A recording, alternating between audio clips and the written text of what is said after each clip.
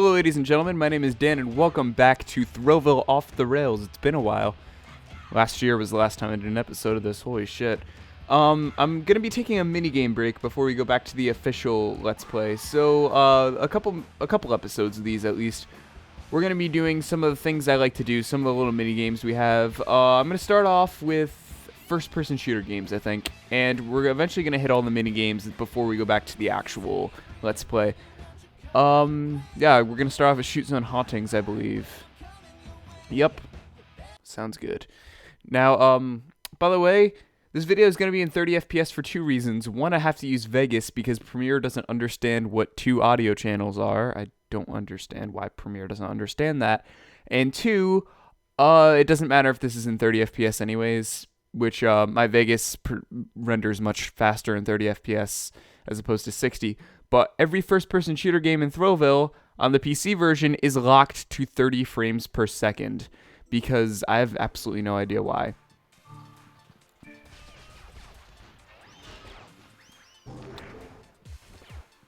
Yep, so I played this a lot when I was younger, the Thrillville shooting games. I played it on the PS2 though, so the graphics were much worse than this. This is HD compared to the shit I had back in the day. There's one right behind me. Or not behind me, to the right of me.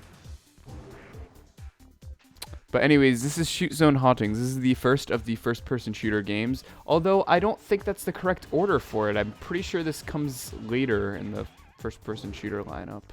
Don't quote me on that, though. There's a guy on the catwalk down here. See?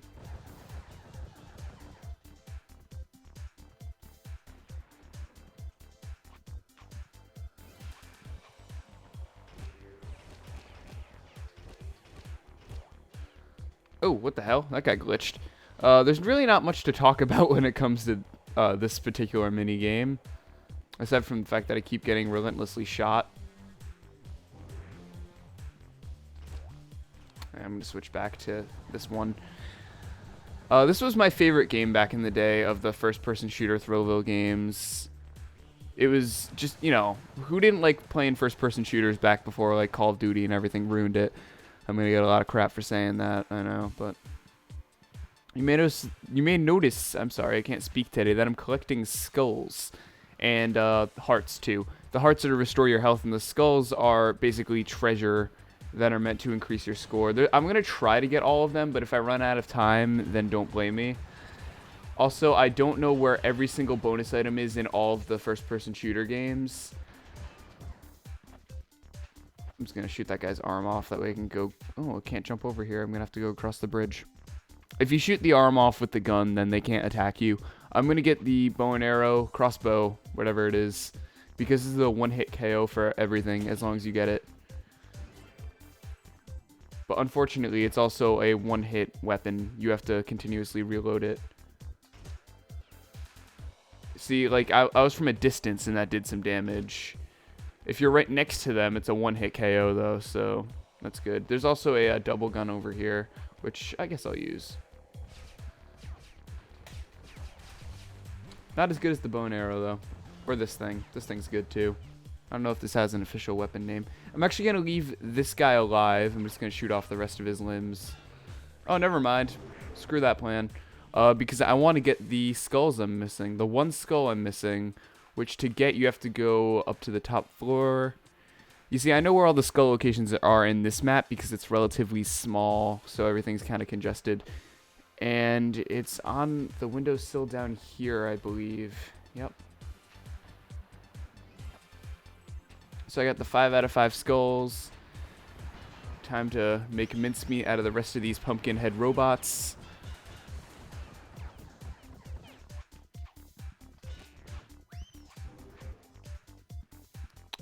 Yeah, this is what first-person shooters looked like before Call of Duty was mainstream, kids.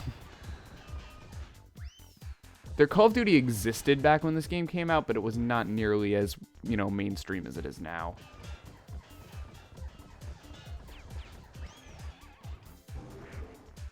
Now, you may notice that I'm standing exactly where they're all spawning, and that's because I've played this game so many times, I know all of the spawn locations.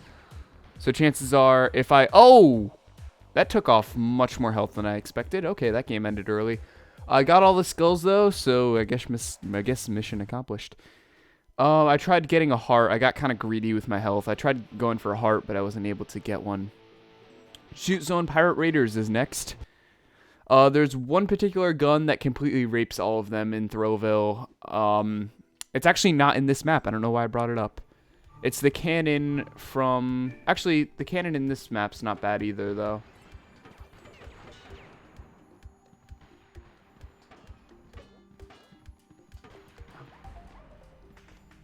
They all back up into here.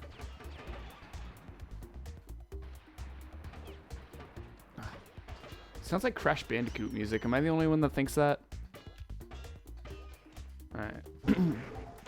There's a weapon over here. You may see it rotating. That is essentially what I like to call the butt rape cannon, because it does exactly that. Not literally butt rapes. That would be weird in a child's game, but this is a... Well, it's basically a cannonball cannon that uses coconuts, and it's a one-hit KO every time. No matter who you are, what you're doing. I believe that also holds true for multiplayer. So basically, if you get this weapon, it's either this one or the one from the Western one is the most powerful weapon in the game. I think it's this one, though, come to think of it.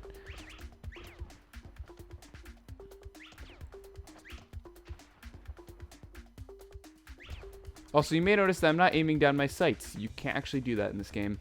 Don't know why they eliminated that feature. This is the same company that made Star Wars Battlefront, which is a game where you can do that, so... That was probably in an engine similar to Star Wars Battlefront that they used for the first-person shooter games, but I guess I just didn't put that in. I'm not going to go for all the treasure chests in this map because they don't really do anything in terms of your score for the Pirate Raiders game. They do more in the other games, which I'm still not going to go for them in all of them because the maps are much bigger. I'm collecting all the weapons, but I'm not using them. I'm really only using the cannon. The cannon was supposed to be more of a secret thing, and from what I read from the beta of this game, it was relatively hidden at the time that this game was first being produced. But this game was going to be entirely different from the beta to now. Thrillville Off the Rails was going to be really different, but due to time constraints and budget constraints, they had to kind of limit it. It was supposed to have a day to night cycle and all this stuff. I'll do a video on it if I find the sources that I read all this stuff from. But I've been unable to, so I'll keep looking for it, though, because I remember reading this a couple years back, and very, very interesting. This game was essentially going to be completely different. The textures were going to be much better. It was basically going to be Thrillville Off the Rails on steroids. The PC version was going to have online multiplayer, which the Xbox version ended up getting. So I guess not horrible, but still, you know.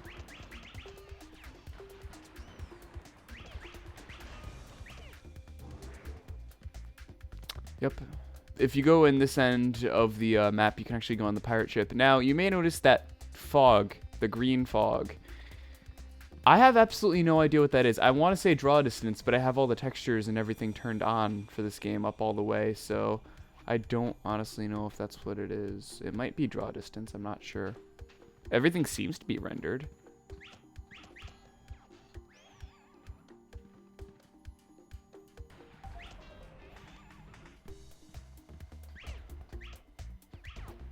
Oh, come on. There we go. My health's getting pretty low. So if I can find another health pickup, then I'll get it. But for the most part, I'm really not too worried. I'm using a cannon that, for the most part, completely rapes all the other enemies. So, once again, not too worried about it if I don't.